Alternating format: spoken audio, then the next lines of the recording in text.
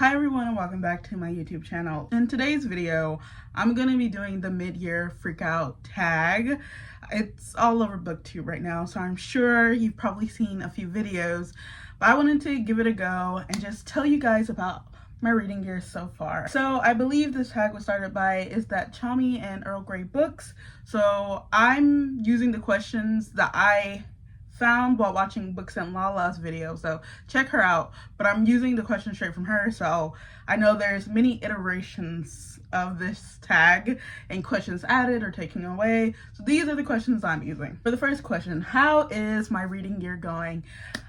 I think it's going pretty well. I've been mostly keeping up with my goals. So my goal for the year was to read 100 books, and I've read about 63, so I'm definitely on track to finish that.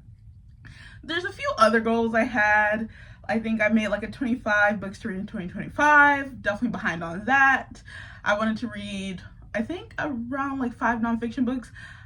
If I really work towards it, I can reach it. I've only read one so far, but so I've been doing pretty well, and I feel like most of my books have been in like, I've only had one book that was below a 3-star, so most of my books have been 3 to 4.5 star range, and a few 5s.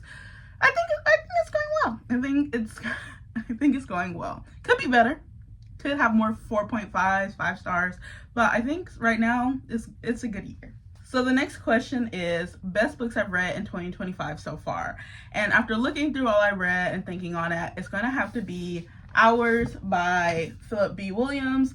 This was just such a surprise, and the fact, I know there's a question later that's like, what's the biggest surprise? But this was a surprise in the fact that like it wasn't on my radar. I do this sort of reading club with one of my best friends, and we pick books to read every month, and we sort of do like themes every year. So for this year, we really wanted to try reading big books. It's been a while since we read big books, and so we were like, our goal for this year is to read big books, and so we're doing it like every 2 months this year so that we have enough time to read these chonkers. But this wasn't on my radar. My friend suggested this one, and it was just such a surprise. Reading it, I really felt like Philip B. Williams was sort of, he studied Toni Morrison in some way.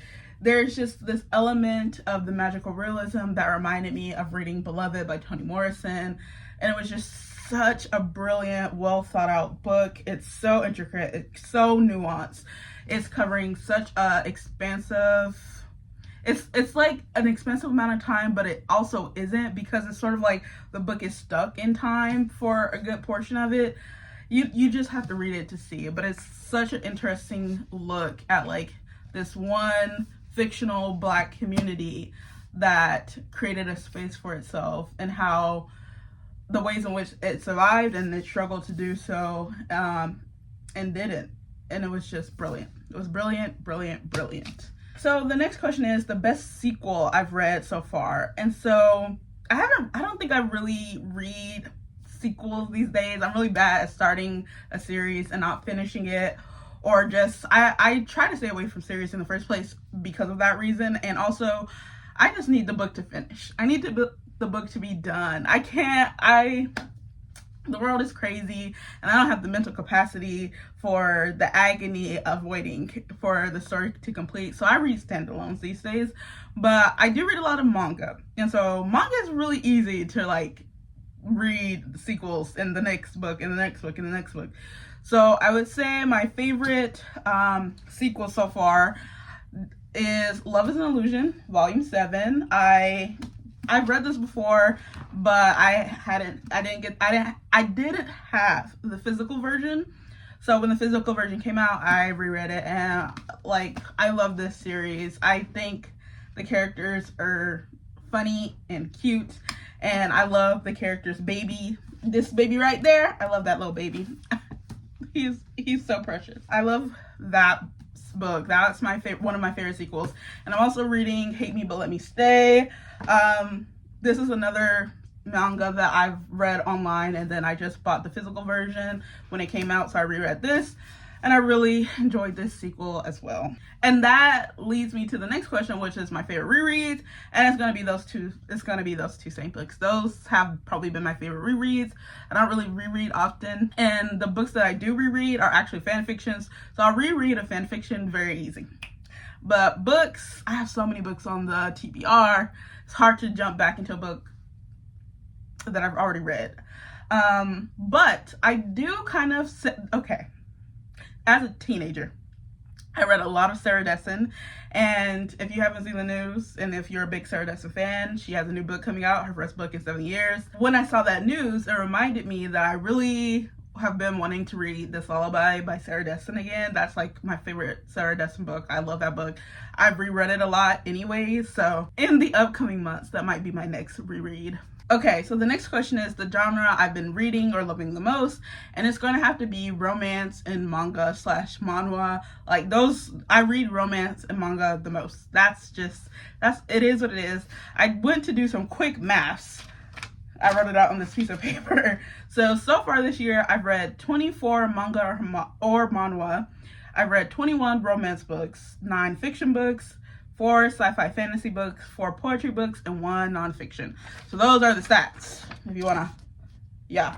So it's romance and mangas. I need my life to be a little bit easier. So and if I count the manga, most of the manga I've read is like romance-centered manga. So it's really just romance.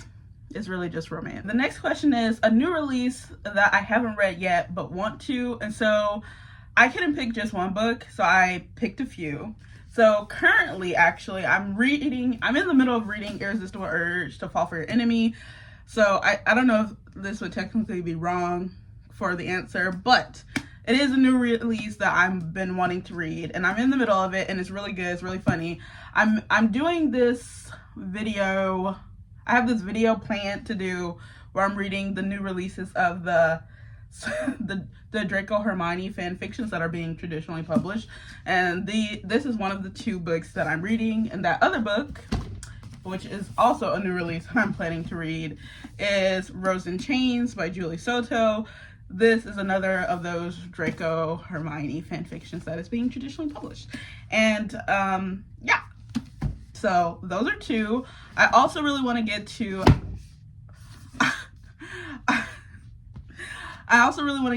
Atmosphere by Taylor Jenkins Reid. I haven't read a Taylor Jenkins Reid. Her books just, when I read the summaries of them, I'm just like, I just know I'm gonna be frustrated those times and annoyed. Especially, I don't think I could ever read Daisy Jones or Malibu Rising. Probably Carrie Soto either. I do have 7 Husbands of Evelyn Hugo. I believe I actually do want to read that one. I feel like if I'm gonna like any Taylor Jenkins Reid, it'll be that one, and it'll be this one. So my friend told me about this, and well, my friend expressed to me how much she wanted to read this, and so when I saw it in the bookstore, I think maybe Walmart or something, when I saw it in the store, I looked at it and I was like, and then I read the little, I think is it the introduction? There's a little introduction at the beginning. Oh, it's an author's note. There's an author's note at the beginning of this book where she tells like how this book came to be, or like sort of some inspiration, and it was so beautiful it made me want to read the book. So this is on the list. This is on the list to read, because it's crazy that an author's note would make me want to read the book, but it did. So this is on the list. And though there are so many other books I could pick, the last one that I really want to get to is The Emperor of Gladness by Ocean Vuong. I loved On Earth We're Briefly Gorgeous so much. So yeah, this one is a book that I really want to get to. I don't know if I'll even get to it this year, but like every time I see it on the shelf, I feel compelled to read it. Okay, so the next question is an anticipated release that is coming in the second half of the year, and that's gonna have to be Catabasis or Catabasis. There's so many ways I've heard it pronounced. I think it's Catabasis, but I've been calling it Catabasis. I like that sound better, but whatever. So it'll be Catabasis and The Midnight Timetable by Bora Chung. Bora Chung, I think, is one of my favorite authors. Like, she's up there with like my favorite authors. If I had to make a list, she would be in the top 10. I really loved her short story collections, Cursed Bunny, Curse Bunny and Your Utopia. So I'm definitely like keeping an eye out every time I see she has a new release coming. So her new release, the Midnight Timetable, I'm definitely going to be getting. Okay, the next question is the biggest disappointment of the year so far. And I have 2 books for that. So first is Other People's Comfort Keeps Me Up at Night. I had started this book like years ago, and I think I read the first 2 poems and I really enjoyed them. I just put the book down for whatever reason.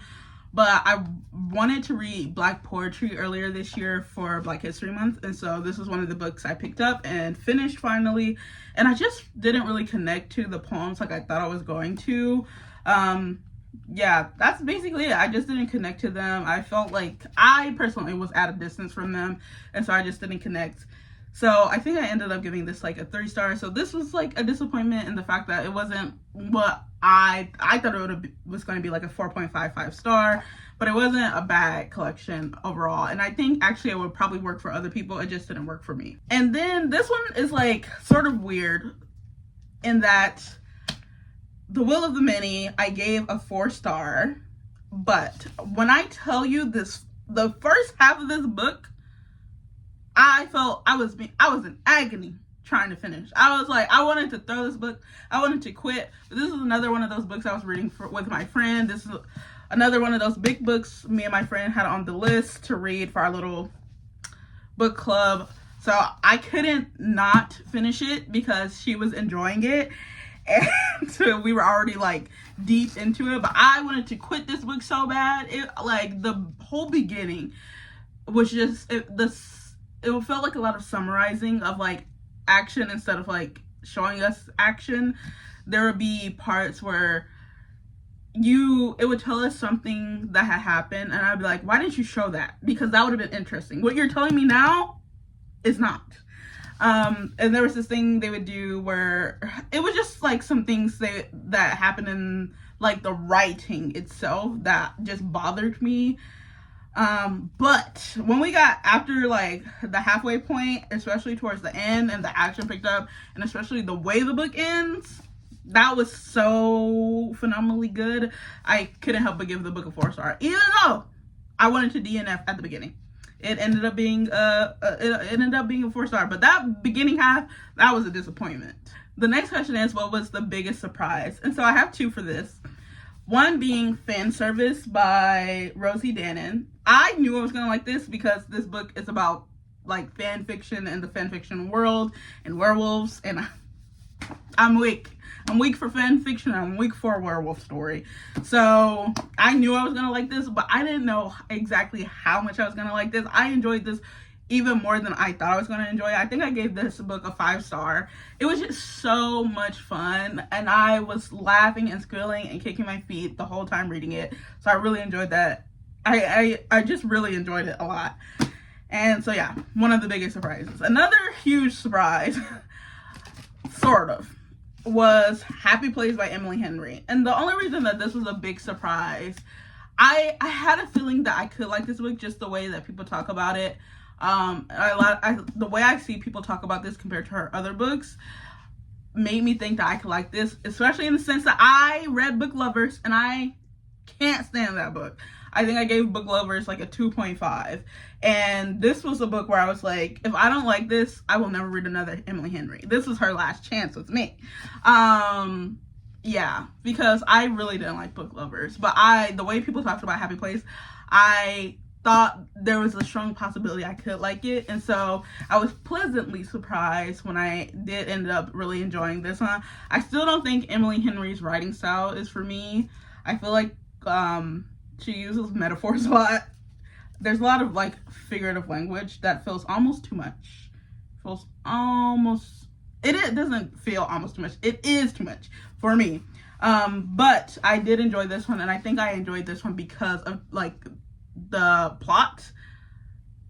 If it was like a different plot, I don't think I would have enjoyed it as much, but just what was happening with these characters and how it was happening made this so enjoyable. So the next question is favorite new author, and it's gonna have to be Philip B. Williams, who wrote Ours, because this, like I said, was just such a surprise and so unexpected for how amazing it was.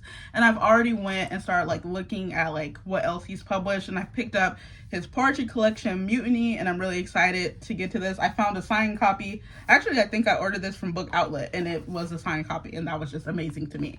So I'm really excited to continue exploring Philip B. Williams' work because his fiction was amazing. The next question is favorite new character. And my favorite new character, surprisingly, is going to come from a literary fiction from the Bee Sting, and it's going to have to be the characters of Willie and Lar. Willie, that sweet, sweet boy. Oh my gosh, reading Willie and just how what happens with Willie really just tore at my little heart. That sweet, precious summer child. And Lar, oh Lar. What a tragic life. Okay, what a tragic life. Lar and Willie from the Bee Sting are my two new favorite characters. The next question is a book that made me cry. And there hasn't been a book that made me cry. There hasn't been a book that has made me cry, I don't think. I think I might have gotten teary in reading the Bee Sting. Maybe ours? I don't think so, but the Bee Sting, I feel like I could have gotten teary-eyed at some parts, definitely. I did cry reading a fan fiction though this year. Like actual tears rolled down my face, so there's that. The next question is a book that made me happy. And for that, it's going to be two books I've already mentioned, and that's Fan Service, like I said, Squealing, Kicking My Feet, so fun. And of course, Love is an Illusion, Volume 7. And it's because of the little baby. He's so cute. He's so sweet. Like, look at him. He's adorable. Where's the other one? Look at him cry. Cry, cry, baby, cry. Oh, so cute. I love him. So these are two books that really made me happy this year. For the next question is most beautiful books I've bought so far this year. And I've picked a few because I couldn't just pick one. And mostly these are books that like really caught my eye, or that I just, every time I think of the cover, I'm just like, oh, what a beautiful cover. So I have plenty of books that are beautiful, but these are ones like I bought because we're beautiful, or that have lingered in my mind just because of their cover. And the first two are The Fireborn Blade and The Bloodless Princess. Like, I saw these, I think I was shopping on Book Outlet. Ignore my fingernails. I put on some nail polish the other day and it stained my fingers, so ignore the pink. But I saw these on Book Outlet and they were so gorgeous. Like, they like caught my eye immediately, and I bought them really because of the covers. Then I have Poems, Helen of Troy, 1993 by Maria Zacola. Like, isn't this gorgeous? I love a little painted art piece cover. Like, I think it's gorgeous. Then I have Your Emergency Contact Has Experienced an Emergency.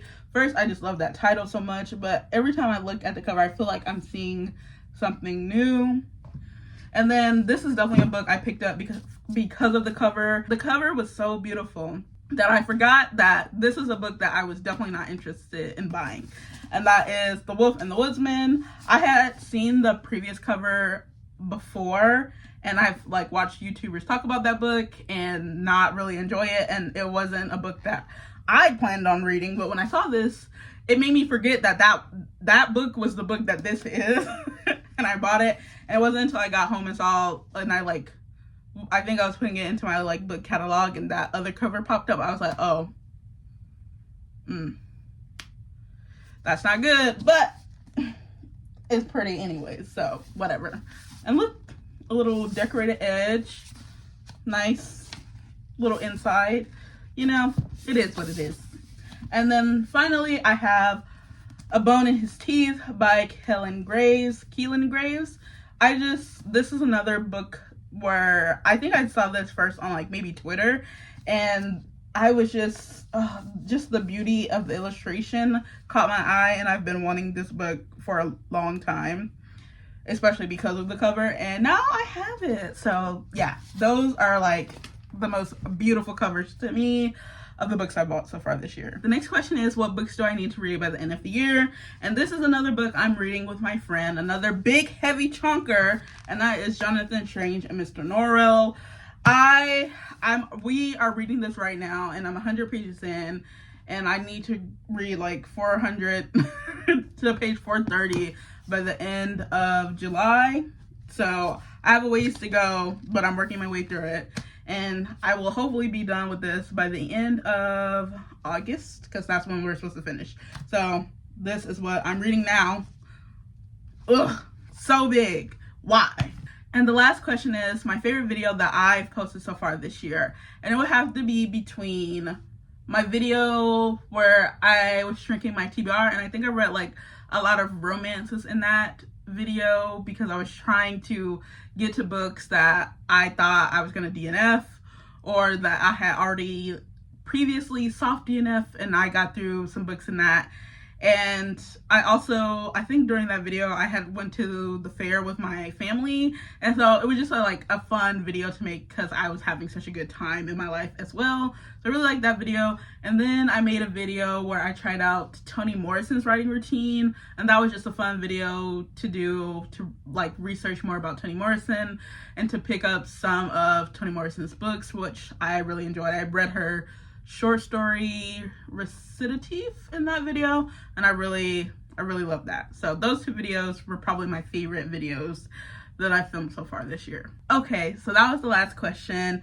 I hope your reading year is going well this year. If you wanted to see a physical representation of mine so far, these are the books I've gotten through. So many more to fill out on this page. I'm so excited to get to some of the new releases that are coming later this year and all the books that I have planned to read. I'm hoping it's going to continue being a good year, and then I'm going to get some more 5 stars. So tell me what book you are looking forward to reading this year, or drop me some recommendations of books you've given 4.5 and 5 stars so I can really up my 5-star numbers. Okay, so that's all I have for this video. I'll see you in the next one. Like, subscribe, comment, and thank you for watching. Bye!